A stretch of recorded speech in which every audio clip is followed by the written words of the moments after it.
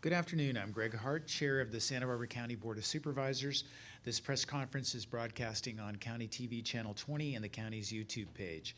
The meeting is being interpreted in American Sign Language by Kim Rich, and Carlos Saracedo is interpreting the press conference in Spanish. His interpretation will be available on the county's website and YouTube page shortly after we conclude this press conference.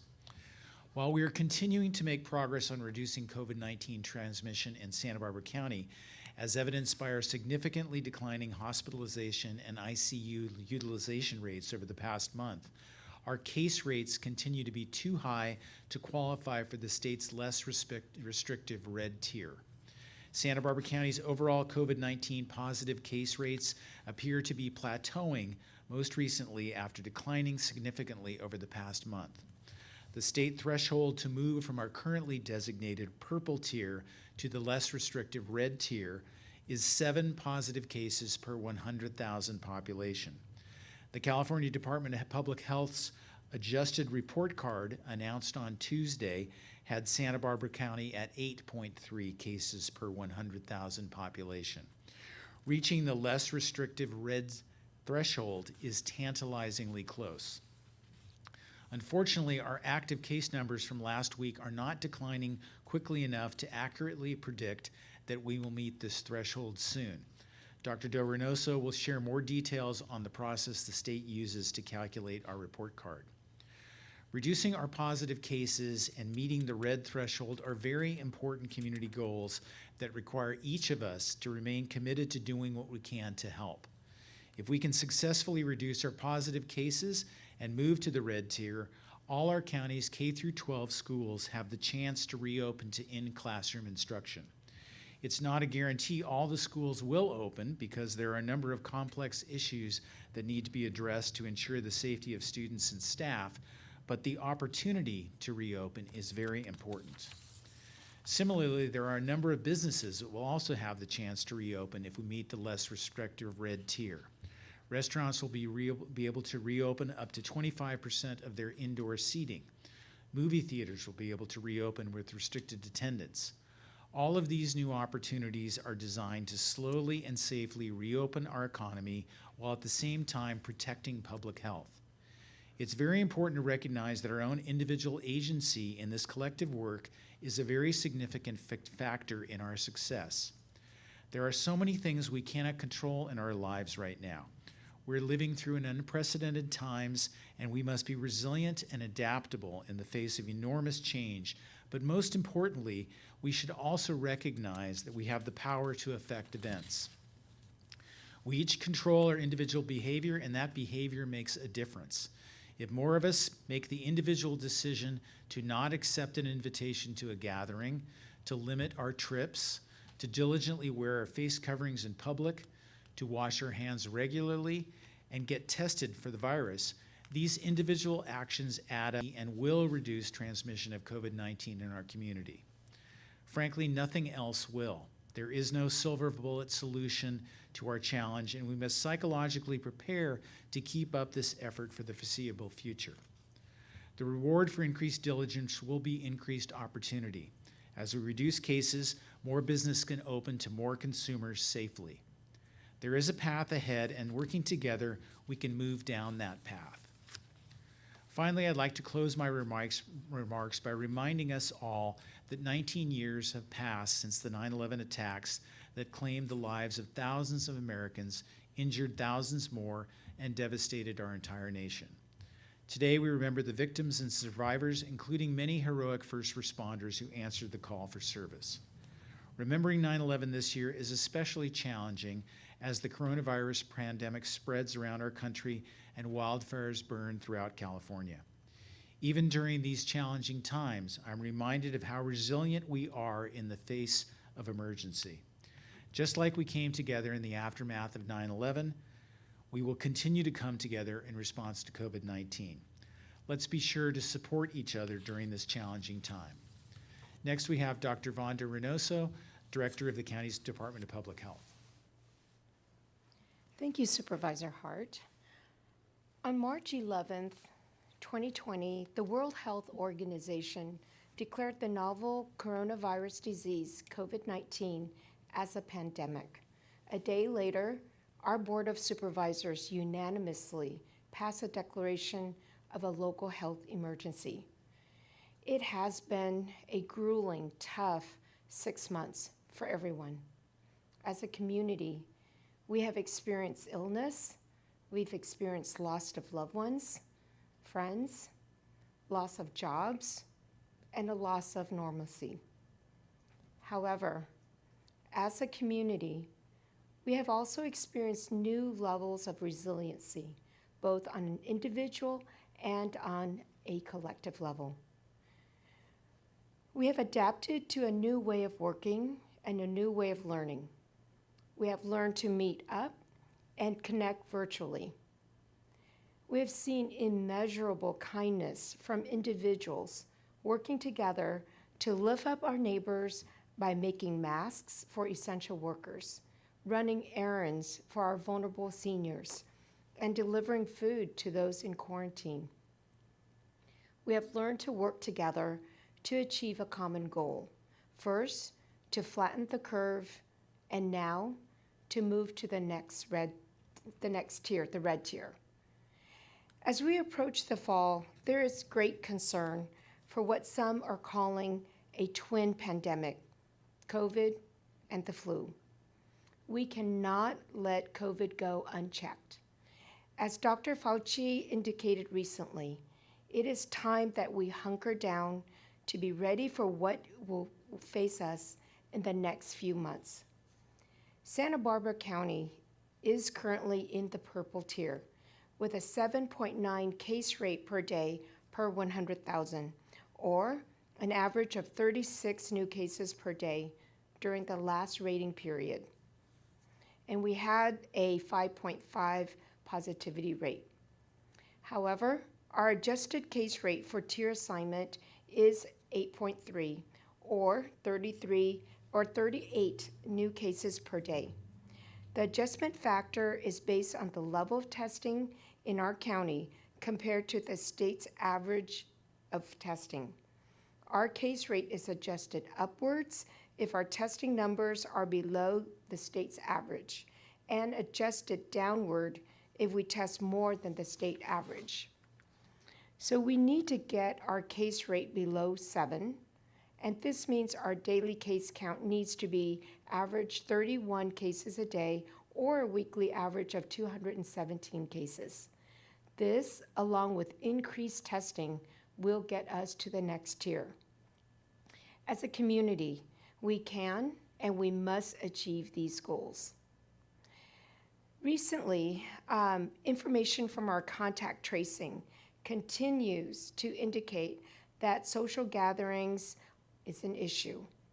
For this past week, September 4th through September 11th, people testing positive for COVID have reported attending church services, family gatherings of more than 15 people, social events with friends, meeting up with 3 different families, attending house parties with more than 20 people, gathering in their apartments, attending funeral, memorial service, or a wake, outdoor gatherings, attending parties with more than 10 people, and work. So a reminder, gatherings are not permitted, and we know this activity is contributing to our increasing rates. Regarding school waivers, we have 4 more schools that have been approved by our Public Health Department with concurrence from the California Department of Public Health. These are Coastline Christian Academy, Santa Ynez Valley Christian School, Family School, Santa Ynez Valley Christian Academy, and Pacific Christian School. So congratulations to these 4 schools. I also want to share that we issue a health officer order requiring temperature screening, self-evaluation, and reporting of COVID-19 cases at all homeless shelters and H2A housing in the county of Santa Barbara. This order is effective starting 5 p.m. on Monday, September 14th. The new order stipulates the following. All individuals entering or residing in a homeless shelter or H2A housing shall be screened for COVID-19 symptoms daily. If through daily screening an individual or resident has symptoms related to COVID-19, the individual must immediately self-isolate and notify the manager, operator, owner of the facility, or employer. The operator, manager, owner of the homeless shelters, or the employers providing H2A housing must immediately notify the Santa Barbara County Public Health Department when there is one case of confirmed COVID-19 in the homeless shelter or the H2A housing. In addition, the health officer strongly recommends that homeless shelters and H2A housing utilize stable groups to reduce potential transmission of COVID-19 in these types of housing. The Public Health Department will partner with homeless shelters and H2A housing operators to ensure that we mitigate the spread of COVID-19. Prevention efforts and quick response will facilitate the best possible outcomes for the residents in these housing settings. In closing, with flu season around the corner, we must in the next few weeks aggressively take action to decrease disease and increase our testing. Please get tested, and please think twice about attending that backyard barbecue, not wearing a mask, playing a soccer game, gathering at the beach, or attending parties. Everyone can make a difference, and everyone must strive to make the difference. Thank you. Thank you, Dr. Reynosso. Nick Clay, the Director of the County's Emergency Services Management Agency, is also here today to provide additional information about the county's new expanded testing opportunities. Thank you, Supervisor Hart. One key element of the state's new approach to reopening to a safer economy is testing volume, or the average number of COVID-19 tests that we conduct per day based on our population over a 7-day period. The average number of tests we conduct daily impacts our ability to move from Tier 1 purple to Tier 2 red, and so on. Each of the two metrics being measured is impacted by our testing volume. So case rate. To expand on what Dr. Reynosso said, the state adjusts our case rate up or down based on how many tests we conduct. The state compares the county's average testing volume against the state's average. If we test more than the state average, the state adjusts our 7-day case average down, and that's a good thing. Conversely, if we test less than the state average, we are penalized and our case rate is adjusted upward, and that's a bad thing. As Dr. Reynosso mentioned, the county's testing average at the last rating period was less than the state average, and our case rate was adjusted upward. It is critical that we are testing more than the state average, and that number changes every week, so it's a moving target. Positivity rate. The positivity rate is the number of positive tests divided by the total number of tests conducted. This is the other half of the equation to moving from tier to tier. The county's COVID-19 positivity rate must be lower than 8% to move from purple to red. Right now, we are meeting that requirement, and we need to continue to meet that requirement. We must continue to work together to safely move from purple to red. So, how do we do this? Frankly, getting tested. We recognize the messaging on testing has shifted during the course of the pandemic. The messaging has been primarily driven by testing availability. When the availability has been limited, we have asked the community to limit testing to those who need it. We are now asking the community to get tested, because not only is testing more readily available, but sustained community testing will contribute to the county moving into the next reopening tier. It's important to note that the most reliable test, and the one that the state recognizes, is the nasal swab test. So, where can you get tested? To find testing sites hosted by various providers, visit covid19.ca.gov. Again, covid19.ca.gov, and navigate to where can I get a test. In addition, doctors' offices, clinics, urgent cares, and some pharmacies also offer testing. As you know, we have 3 state-run community testing sites in Santa Maria, Buellton, and Goleta. These 3 sites continue to offer testing at no cost. All 3 sites are open over the weekends, and appointment availability has improved. To make an appointment, visit lhi.care/COVID testing. Again, lhi.care/ COVID testing. There are some frequently asked questions we receive. How long did the results take? I can assure you the process has dramatically improved over the recent months. The state-run testing sites are now reporting results within 1 to 3 days on average. If you think you've had an exposure, should you get tested and when should you get tested? Individuals should wait a few days prior to getting tested. These tests, again, are point-in-time tests, and the virus can take several days to develop. We recommend that those who are exposed self-quarantine until they get their results. Once we obtain the metric, how long will we have to continue to meet that metric? We must continue to meet these metrics for at least 3 weeks. As always, to continue to reduce the spread of COVID-19, please wear a mask, wash your hands, and engage in safe behavior. Thank you for all that you continue to do. We have demonstrated that together we can do anything and that we will get through this. Thank you for joining us today, Mr. Clay. Dr. Stuart Comer, Lab Director for the Santa Barbara County Department of Public Health, is also with us today to share his deep understanding of new innovations in testing technology that may offer the prospect of dramatically increased testing capacity in the near future. Welcome, Dr. Comer. Thank you, Supervisor Hart. I appreciate that.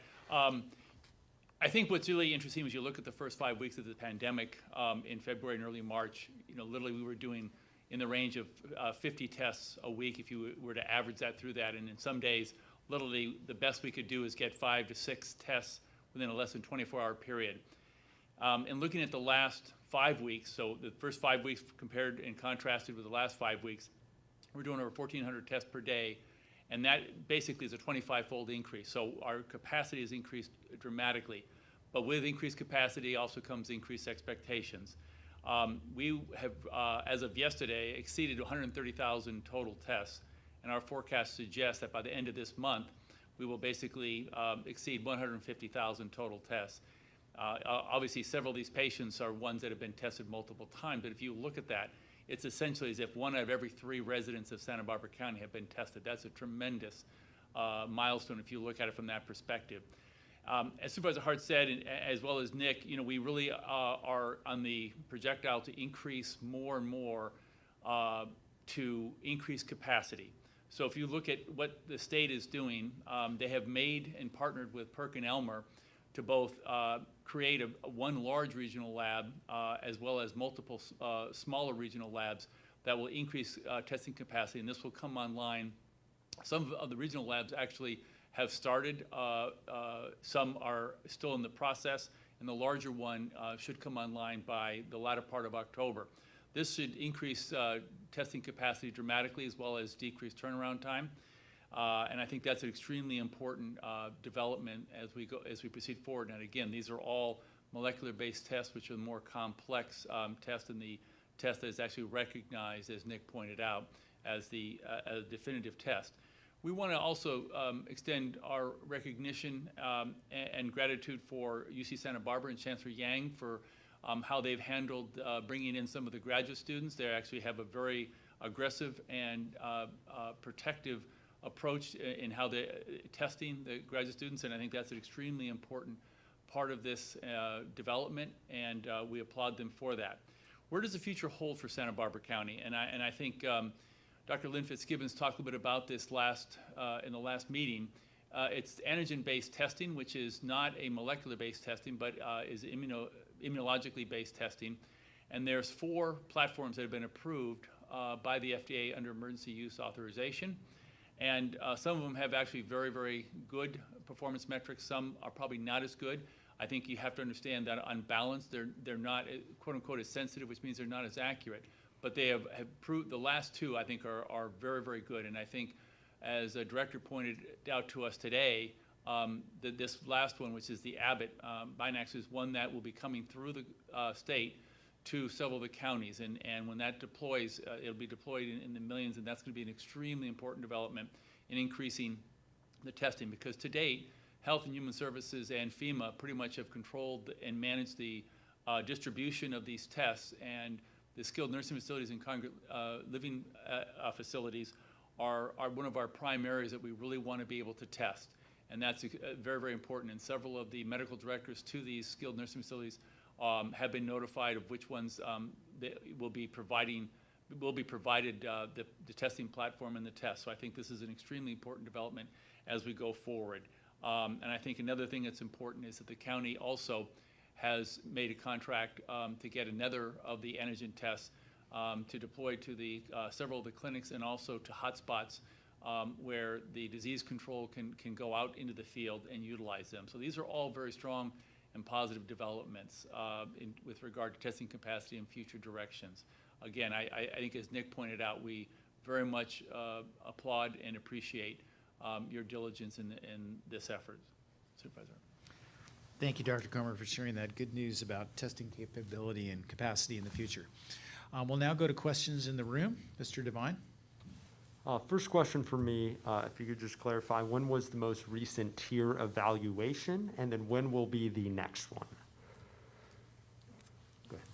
So the tiered evaluation, the next one was on next Tuesday. So new tiers will be released every Tuesday. Okay, makes sense. And then obviously with the back and forth messaging on testing, with getting a test and then not giving a test because of resources now telling people to get tested, are you worried about confusing people? I don't think it's confusing. I think your question actually described the dilemma. You know, we're asking people to test because we have the capacity to meet that need now, where in the past that wasn't possible because tests were limited. So, you know, it is advantageous to the community to have more testing, helps us with surveillance of the virus, and also helps us meet the metrics that the state has established to move to the next tier. That's the current reality that we have. Dr. Comer spoke about the potential in the future to have even more testing available through the efforts of the state and our county, and we're optimistic about that. In the past, that wasn't the case. You know, we asked people to be tested, and then there was a national shortage of reagents and all the tools necessary to process those tests. This is a dynamic situation in real time, and this is the most accurate current information we have available today. What is the state's average testing capacity? Obviously, we fell short with the last one and we got curved up. Could you just describe how short were we compared to the state's average? The state average for the last rating period was 217. Our county was 191, so very close. And that's per week? So the state average will change weekly. It's calculated by taking the average from all of the reporting counties. Okay. And then obviously, why was the health order made today for individuals entering or residing in homeless shelters and farm workers as well? Why was that made today? Today versus? Before, with having homeless shelters and obviously those other housing units being a part of the community. Sure. So we've had outbreaks and we've had flare-ups, I should say, in both H2A housing and in our homeless shelters. So this is an attempt to really ensure good outcomes for those residents living in these two housing settings. Was there a recent uptick in spiking cases over there that prompted this, or was it an overall? No, this has been, it's a very lengthy process. We engage stakeholders in developing the guidelines. To the best of our knowledge, we're one of the first counties to do this, so we're trailblazers. And in communicating with the partners and working through the legalities, it was a lengthy process, and we're very happy that we're able to produce it today. Makes sense. Last question for me. With 4 more schools allowed to reopen, is that now 8 total in our county? Correct. Okay, and then how many more are awaiting the state and the public health department to get approval? Sure. We sent 5 yesterday to CDPH, and we sent 1 more today. 3 additional have passed through the first process and are waiting the second process, and then we have 5 additional that we are processing. Is it 22 in total, just from It the is start? 22 in total who've applied. Okay, awesome. Thank you so much. Thank you, Mr. Devine. We'll now go to questions on the phone. Yes, we've got several in the queue. First up is Tom Bolton with Newshawk. Tom, go ahead. Thank you. My question, I guess, is either for Nick or Dr. Comer. Um, Given that the testing is point in time, how often should people get tested? I mean, if somebody got tested a month ago, should they get retested? I'll take a stab, Dr. Comer, and then you can certainly fill in, or Dr. Reynosso. I think the key is to look at exposure risk. So if someone gets tested at a point in time and they've limited their exposure and they've reduced their exposure, obviously the need is dramatically less. There's no, I think, sweet spot that every X days somebody should be getting tested. It's really based on the exposure and how they have been operating and safely mitigating the risk with COVID-19. Doctors? Well said. Okay, thank you. Thanks, Mr. Bolton. Thank you, Tom. Next up, we have Josh Molina with Newshawk. Go ahead, Josh. I have a couple questions. One, there's a CDC study that came out today. It's making the rounds, and it says that if you've gotten COVID-19, you very likely ate at a restaurant. And I'm wondering if that's something that is on the minds of the health officials. And as we're trying to shore up all possibilities for or ways to reduce the virus, has there been any thought at all about outdoor dining or indoor dining, enforcement, or, what is your take on the fact that there's this study now that says people who eat out at restaurants are catching the virus? Yeah, I think that's an important new piece of information that we are going to look at very carefully. In addition to that information, which is national research, we have the advantage of having the local contact tracing information on a regular basis. We get input from the folks who are directly speaking to people who have positive test results in our county. And as Dr. Reynosso described, there's a wide variety of activities that people are participating in that could have led to their exposure to COVID-19. You have family gatherings, wakes, funerals, restaurants, other things. So, and we've been speaking to those pretty consistently, asking people to avoid doing those kinds of things. Restaurant has a certain, eating outdoors in a restaurant has a certain degree of risk. Almost everything that we do has a certain degree of risk, and we're trying to manage and reduce that risk. So being thoughtful and intentional about the times that you go out and how you behave and what you do cumulatively makes a big difference. So it's up to each of us, to make that assessment and be wise and be considerate of the impact of our decisions on our collective situation. Okay, and can I clarify, is any indoor dining allowed at restaurants? And if the answer to that is no, is there any enforcement? I don't want to out anyone, but I mean, there are restaurants who are serving customers inside, and I'm wondering if county public health is aware of that and what they're doing about it. It is not allowed while we are in tiered purple. So if we want to encourage any observations of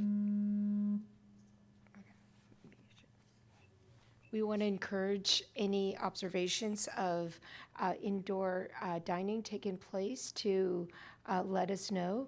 We have had very positive outcomes from conversations with the owner or the operator and have mitigated those circumstances. Okay, and last question. You mentioned that every Tuesday there'll be sort of an update on the tiers. Is that just every Tuesday going forward? And what week of data are they looking at? So for example, obviously next Tuesday we're not going to move tiers. What is the soonest we can move tiers? And that's all, Gina. I'm done with my questions. Sure. So CDPH will pull data on a weekly basis. So the last set was based on August 23rd to August 29th, the 7-day average. And so for the next rating period, it will be from August the 30th through the end of the week. The information will be weekly published by CDPH until further notice. I believe their intention is to publish it on Tuesdays. Thank you, Josh, for those questions. Next up, we're going to Laura Place with Santa Maria Times. On deck will be Tyler Hayden with Santa Barbara Independent and Lisa Osborne with KCSB Radio. Go ahead, Laura. Hello. Thanks. My question is also regarding the health order that was released today. I was just wondering if you could clarify, maybe Dr. Reynosso, which restrictions that are listed in that health order differ from restrictions and guidelines that have already been shared with these establishments like shelters and H2A housing providers. Is this just kind of driving the point home, or is this order adding some more teeth to the restrictions for these sites? No, these are not new restrictions. They have been published as guidelines, best practices. Codifying it in a health officer order ensures consistent application of these requirements. Can you clarify that a bit? How would it ensure that beyond the restrictions that were already put out? As you can see, health officer orders, compliance, lack of compliance has legal implications. Okay. And then are you able to share how many, or will you share how many shelters and also how many H2A housing sites or units, I guess, have experienced outbreaks at this point? We know of a couple that were shared publicly, but can you share the number for each of those? I can share with you homeless shelters. We have had one outbreak, and in another homeless shelter, we did have one positive case that we worked really well hand in hand with that shelter to quickly mitigate, and it did not result in an outbreak. With regards to H2A housing, I'm afraid I don't have that information, but more than happy to look for the information and communicate that to you offline or later. Okay, thank you. And then I just have one more question related to case numbers for today. Can you confirm, if you have it, whether there were 2 more deaths today and 30 new cases? I just asked because there were also 30 new cases yesterday, so I was just wondering if that was a coincidence. So I can confirm that today we are reporting 30 new cases. We currently have 182 cases that are still infectious in our community. And yes, unfortunately, we are reporting 2 additional deaths today. 2 resided in the city of Santa Maria. One individual was between the ages of 50 to 69, and one was over 70 years of age. Both had underlying medical conditions. None of the residents reported were in a congregate living facility. Okay, thank you so much. Thank you, Laura. Next up, we're going to Tyler Hayden, Santa Barbara Independent. Hi, thanks. The jail has reported a pretty significant increase over the last few weeks. The number jumped from 14 to 84 over the last month. And I know there's some concern on the part of the public defender's office. There was actually a court hearing today involving the public defender and the sheriff's office. I'm curious if someone can give us a little insight into what's going on there, if you guys are considering that an outbreak, and what's being done to mitigate it. Yeah, all the cases matter, and as I described earlier, we are so close to moving potentially from one tier to the next that we have to really look carefully at every source of additional cases. And so we're systematically doing that across the county. We're looking carefully at all of the sources, and the jail is now a new source of cases, and that we're working really carefully and hard with the Sheriff's Department to improve the protocols in the jail to reduce the level of transmission and eliminate that as a source of new cases. And Greg, you kind of confirmed it right there, but the case count at the jail counts towards our overall county numbers, correct? Correct. Okay, all right, thank you. Thank you. Thank you, Tyler. Next up, we're going to Lisa Osborne with KCSB Radio, who wanted to clarify some things for the UCSB campus.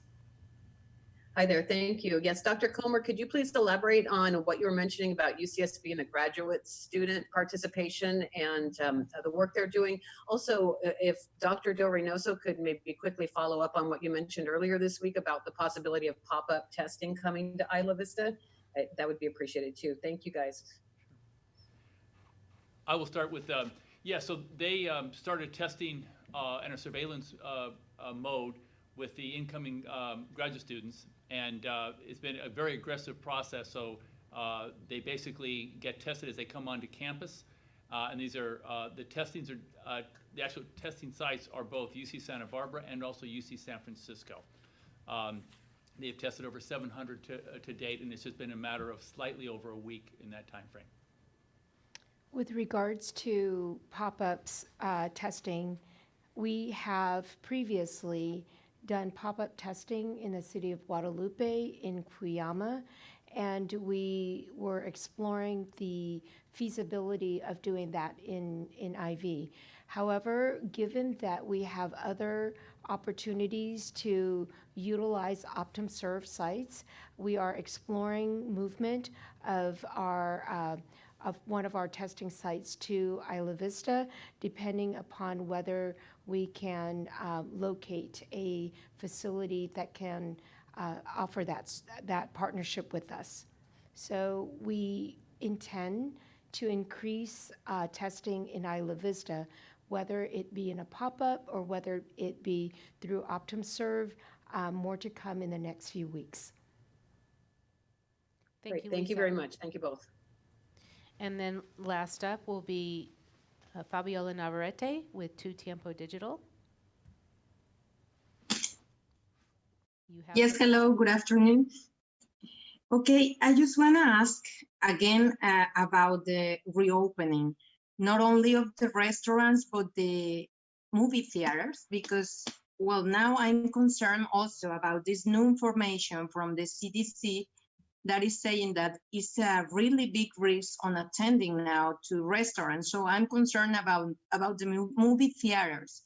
I just want to know if you could think about, I don't know, maybe another safety way to reopen in this particular business, or if they have, I also want to know if they have like some support, like the program, ambassador program, do they also have the help from that team, from that program, to know the guidelines and to know how to follow all these guidelines and reopen in the most safety way?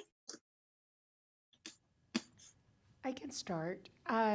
Movie theaters are not opened in the purple tier, nor will they be opened in the next tier that we will move to, which is the red tier. Okay, I heard they were gonna be open. Okay, thank you. Thank you, Fabiola, and that concludes the questions. The Board of Supervisors will hear a COVID-19 update next Tuesday, September 15th at 9 a.m. The county's Public Health Department has asked the Governor's Office if the weekly state report card information can be shared with county staff early Tuesday morning so it'd be available at the Board of Supervisors meeting. Unfortunately, we have not yet received confirmation on this request, but we're hopeful that that will be the case. Our next press conference will be held next Thursday rather than Friday to not conflict with observance of the Rosh Hashanah holiday. The next press conference will be held at the usual 4:30 p.m. time on September 17th. If you have any questions, please call the 211 information line. Local information on COVID-19 and access to support and services is available 24 hours a day, 7 days a week in multiple languages. Please continue to practice these 3 simple personal steps every day. Number 1, remember to wear a face covering. Stay at least 6 feet away from other people. Number 2, wash your hands thoroughly and often. Don't touch your face and disinfect surfaces. Number 3, if you feel sick, stay home, don't go to work, and isolate yourself. Call your doctor or clinic and follow their medical advice. Thank you for joining us today. Please be kind, considerate, and patient in your interactions with others. We are stronger together, safely apart. Dr. Reynosso has something to add. Yes, I apologize. I'd like to clarify the last reporter's question on movie theaters. So we are in the purple, and indeed, there is no indoor. However, when we are in the red, movie theaters can be open indoors with modifications at 25% capacity or 100 people, whichever is fewer. So that's a clarification. Thank you very much.